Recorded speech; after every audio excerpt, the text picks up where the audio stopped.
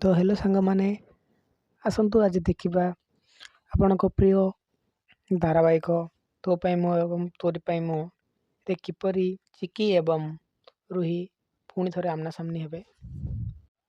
ଦର୍ଶକ ବନ୍ଧୁମାନେ, ଯେପରିକି ଆପଣମାନେ ଆଗରୁ ଦେଖିଥିଲେ କି ଚିକି ରୁହିଙ୍କୁ କିପରି ମେଣ୍ଟାଲ ହସ୍ପିଟାଲ ପଠାଇଥିଲେ ଏବଂ ସେ ହସ୍ପିଟାଲରେ ଥିଲା ସମୟରେ ଘରର ସମସ୍ତ ସଦସ୍ୟମାନେ ସେଠାକୁ ତାଙ୍କୁ ଦେଖିବାକୁ ଆସିଛନ୍ତି ଓ ସେଠାରେ ସେ କହୁଛନ୍ତି ଯେ ତମେ ଯାଇ ଚିକିକୁ ଭୁଲ ମାଗ। ଆଉ ସେଠାରେ ସେ କହୁଛନ୍ତି ମୋର କିଛି ମଧ୍ୟ ଭୁଲ ନାହିଁ, ମୁଁ ତାକୁ କେବେ ବି ଭୁଲ ମାଗିବିନି, ସେ ମୋର ପାଦ ଧୂଳି ସହିତ ସମାନ, ମୁଁ ତାକୁ କେବେ ମଧ୍ୟ ଭୁଲ ମାଗିବିନି। ତ ସେ ସମୟରେ ପରିବାର ସଦସ୍ୟମାନେ କହିବେ ତମେ ହିଁ ଭୁଲ ମାଗ, କାରଣ ପ୍ରଥମ ଥର ତମେ ହିଁ ତାଙ୍କ ଉପରକୁ ଆଟାକ୍ କରିଥିଲ, ଯେହେତୁ ତ ଭୁଲଟି ତମର, ତେଣୁ ତମେ ଭୁଲ ମାଗିବା ଉଚିତ। ସେତିକି ସମୟରେ ରୁହି କହିବେ ଯେ ମୋତେ ତ ଲାଗୁଛି ତମେ ହିଁ ମୋ ବିପକ୍ଷରେ ଅଛ, ସବୁଠୁ ଅଧିକ ପ୍ରୋବ୍ଲେମ୍ ମୋତେ ତମଠାରୁ ହିଁ ହେଉଛି, ତମେ ହିଁ ମୋ ଏଗନେଷ୍ଟରେ ଅଛ, ତମେ ଜାଣିଶୁଣି ଏହା କରୁଛ ନା। ମୁଁ ମେଣ୍ଟାଲ ହସ୍ପିଟାଲ ଗଲା ପରେ ତମେ ଚିକି ସହିତ ବାହାଘର କରିବ ବୋଲି। ଏବଂ ତାପରେ ରାମ ରୁହି ଉପରେ ଚିଲେଇକି କହୁଛନ୍ତି କ'ଣ କହୁଛ ତମେ, ତମର ଏପରି କଥାବାର୍ତ୍ତା ଶୁଣିଲେ ଯିଏ ମଧ୍ୟ ଭାବିବ ଯେ ତମେ ପାଗଳି ବୋଲି।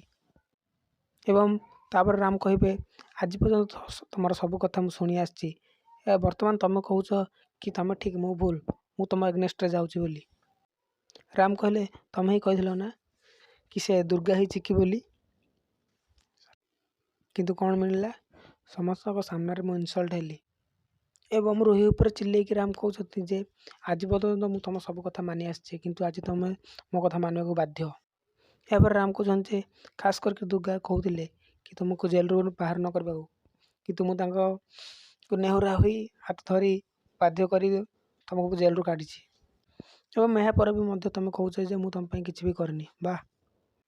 ଏବଂ ମୁଁ ତମର କୌଣସି ଖରାପ ଚିନ୍ତା କରୁନି, ବଦଳରେ ତମକୁ କୌଣସି ଭଲ ମେଡ଼ିକାଲରେ ଦେଖାଇ ତମର ଟ୍ରିଟମେଣ୍ଟ କରିବାକୁ ଚାହୁଁଛି।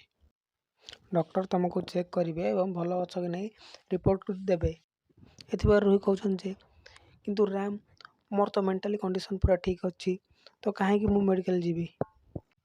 ସେଥିରେ ଘରର ଲୋକମାନେ କହୁଛନ୍ତି ଯେ ଯଦି ତୁ ମେଡ଼ିକାଲ ଯିବାକୁ ରାଜି ନ ହେବୁ ତାହେଲେ ଆମେ ବାଧ୍ୟ ହୋଇ ତୋତେ ମେଣ୍ଟାଲ ହସ୍ପିଟାଲକୁ ପଠାଇବୁ ଏବଂ ତାପରେ ଆମେ କିଛି ବି କରିପାରିବୁ ନାହିଁ। ଏତିକିରେ ରୁହି କହୁଛନ୍ତି ଯେ ତମକୁ ସତରେ ଲାଗୁଛି କି ମୁଁ ପାଗଳ ବୋଲି। ଏହାପରେ ରାମ କହୁଛନ୍ତି ଯେ ଆରେ ଏହା କିଛି ବି ନୁହେଁ, ଆମେ ଖାଲି ଜାଣିବାକୁ ଚାହୁଁଛୁ ଯେ ତମ ମୁଣ୍ଡରୁ ସେଇ ଚିକି ଭୂତଟି ଏବେ ଯାଏଁ ଗଲାଣି ନା ନାହିଁ। ଏବଂ ଏହାପରେ ରିୟା କହୁଛନ୍ତି ଯେ ଆରେ ସତରେ ସେ ଦୁର୍ଗା ନୁହେଁ ଚିକି, ଆଉ ସେ ହିଁ ମୋତେ ଜାଣି ଜାଣି ଫସଉଛି। ଏବଂ ରିୟା କହୁଛନ୍ତି ଯେ ସେହି ମୋ ବିଷୟରେ ତମକୁ ବତଉଛି ଏବଂ ମୋତେ ଜେଲ୍ ପଠାଇଥିଲା ଏବଂ ଯାହା ସବୁ ମଧ୍ୟ ହେଉଛି ସେଇ ଚିକି ଯୋଗୁଁ ହେଉଛି। ରୁହି କହୁଛନ୍ତି ଯେ ତମେ କାହିଁକି ବୁଝୁନ ରାମ, ଟିକେ ବୁଝିବାକୁ ଚେଷ୍ଟା କର। ଆଉ ଏହାପରେ କହୁଛି ହଉ ଠିକ୍ ଅଛି, ତମକୁ ସେଇ ଦୁର୍ଗା ହିଁ କହିଛି ନା ମୁଁ ପାଗଳି ବୋଲି, ତ ଏବେ ମୋତେ ଯାଇ ତା ସାଙ୍ଗରେ ହିଁ କଥା ହେବାକୁ ପଡ଼ିବ। ଏତିକି ପରେ ରୁହି ମେଡ଼ିକାଲରୁ ପଳାଇ ଯାଉଛନ୍ତି ଏବଂ ଏହାପରେ ରୁହି ସେଠାରୁ ପଳାଉଛନ୍ତି ଏବଂ ପରିବାର ସଦସ୍ୟ ଲୋକମାନେ ତାଙ୍କ ପଛରେ ପଛରେ ଯାଉଛନ୍ତି ଏବଂ ସେଠାରେ ଉପସ୍ଥିତ ଥିବା ପୁଲିସ କର୍ମଚାରୀ କହୁଛନ୍ତି ଯେ ମ୍ୟାଡ଼ାମ୍ ସେମାନଙ୍କୁ ଆମେ ଅଟକାଇବାନି।